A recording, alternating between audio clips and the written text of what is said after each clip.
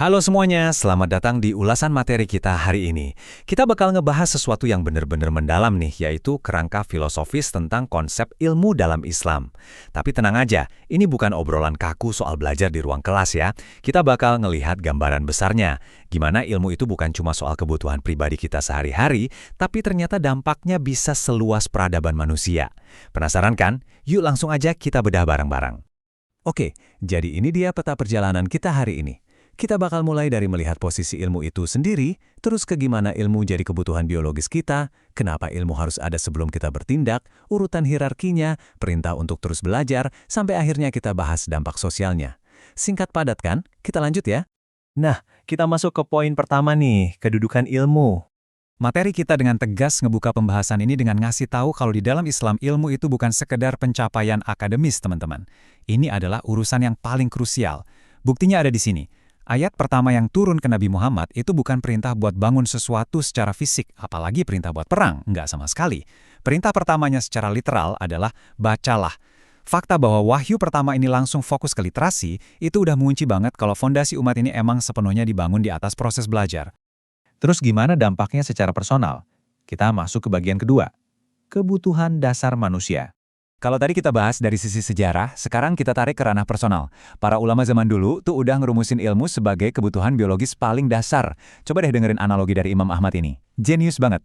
Beliau ngebandingin ilmu sama makanan dan minuman. Logikanya gini, secara fisik kita kan cuma butuh makan 1 atau 2 kali sehari buat bertahan hidup, betul? Tapi kalau ilmu, kita tuh butuh ilmu sebanyak tarikan nafas kita. Serius, kenapa bisa gitu? Karena setiap detik dalam hidup kita, kompas moral dan spiritual kita itu butuh panduan.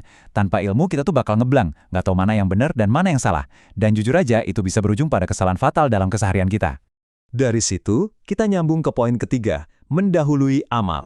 Asupan ilmu yang terus-menerus ini pada akhirnya bakal ngedikte gimana cara kita bertindak. Di surat At-Taubah ayat 33, konsep ini dijelaskan lewat 2 hal penting.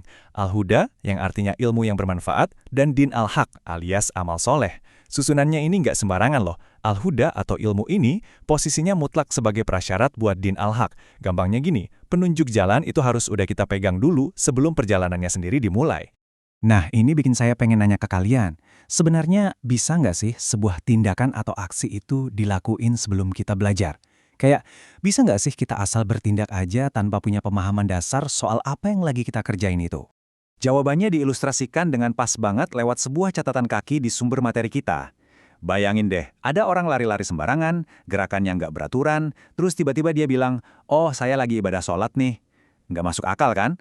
Poin pentingnya tuh di situ. Kalian nggak bisa beramal atau beraksi dulu, baru belajar belakangan.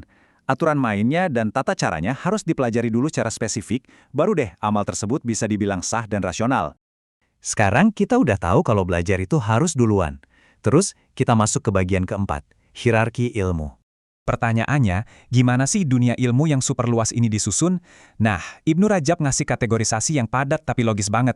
Beliau ngejabarinya secara bertahap, mulai dari puncak paling atas. Pertama, mengenal Sang Pencipta, nama-nama dan sifatnya. Dari situ, baru turun ke pengetahuan tentang malaikat, kitab-kitab suci, para rasul, sampai akhirnya di tingkatan kelima, yaitu ilmu tentang syariat, hukum, dan aturan harian spesifik buat umat manusia. Kelihatan kan? Struktur top-down-nya benar-benar rapi. Tapi tunggu, ada satu klarifikasi penting nih soal jenis-jenis ilmu. Ilmu syar'i atau ilmu agama, itu posisinya paling dipuji dan jadi tujuan utama.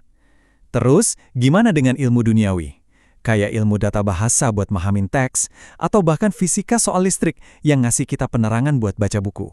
Nah, ilmu-ilmu duniawi ini dianggap sebagai alat pendukung yang luar biasa berguna. Jadi, meskipun sains duniawi itu sangat dihargai sebagai sarana perantara, pengetahuan ilahiyah tetap menjadi tujuan puncaknya. Make sense, sis? Oke, lanjut ke bagian kelima, perintah untuk terus mencari. Kalian tahu nggak, kewajiban untuk nggak pernah berhenti belajar itu dibebankan ke kita seumur hidup loh. Ibnu Hajar ngasih poin yang menurut saya bikin merinding sih. Coba perhatiin baik-baik. Tuhan itu nggak pernah loh memerintahkan nabinya buat minta tambahan apapun di dunia ini. Nggak disuruh minta tambahan harta, kekuasaan, atau umur panjang. Nggak sama sekali. Cuma satu hal yang disuruh buat minta ditambahin, yaitu ilmu. Wah, ini benar-benar bukti nyata betapa tingginya posisi sebuah pengetahuan. Dan perintah ini tuh ngalir turun sampai ke para ulama. Ambil contoh Ibnu Al-Jauz. Beliau merasa kalau tugas utamanya itu adalah terus-terusan memotivasi masyarakat luas supaya nyari ilmu. Kenapa? Karena ilmu itu diibaratkan sebagai cahaya. Di tengah kehidupan yang kadang gelap dan membingungkan, tugas para sarjana adalah mastiin kalau masyarakat nggak pernah berhenti nyari sumber cahaya tersebut. Terakhir, mari kita masuk ke bagian ke-6, dampak sosial. Kita tarik bahasanya ke skala makro sekarang, yaitu tentang nasib suatu peradaban bangsa. Ibnu Al-Qayyim ngasih kita semacam rumus peradaban yang super tegas. Intinya, sebuah wilayah itu bakal makmur cuma kalau ilmunya tersebar luas. Kalau itu terjadi, kejahatan otomatis turun. Sebaliknya, kalau kebodohan yang mendominasi atau ilmunya mulai hilang dari masyarakat, siap-siap aja deh sama yang namanya kerusakan dan kehancuran. Jadi, survive atau enggaknya sebuah peradaban itu secara harfiah benar-benar ditentuin sama ada atau enggaknya pendidikan di tengah masyarakat tersebut. Saya pribadi suka banget sama observasi di catatan kaki materi ini. Dibilang kalau ilmu itu mendidik karakter. Contoh praktisnya gini, pernah nggak kalian dengar ada ulama besar sekelas Al-Bukhari yang profesinya jadi perampok jalanan? Nggak ada kan? Pengetahuan yang sejati itu bawa ketenangan buat masyarakat. Dia secara aktif nyegah kriminalitas dan ngentiin kerusakan moral. Jadi ilmu itu bukan sekedar numpuk fakta di kepala, tapi dia benar-benar ngebentuk karakter peradaban yang damai. Sebagai penutup, saya pengen ngajak kalian balik lagi ke permohonan yang simple tapi sangat powerful ini. Tambahkanlah kepadaku ilmu. Setelah kita bedah tadi, gimana ilmu itu ternyata sama pentingnya kayak napas kita dan bahkan jadi penentu hidup matinya peradaban, saya mau ninggalin kalian dengan satu pemikiran ini. Coba jujur sama diri sendiri. Apakah saat ini kalian udah ngasih makan pikiran dan jiwa kalian dengan pengetahuan baru sesering kalian ngasih makan fisik kalian setiap harinya? Pikirin deh. Oke, makasih banget udah ngikutin ulasan kali ini. Sampai jumpa di ulasan materi yang selanjutnya.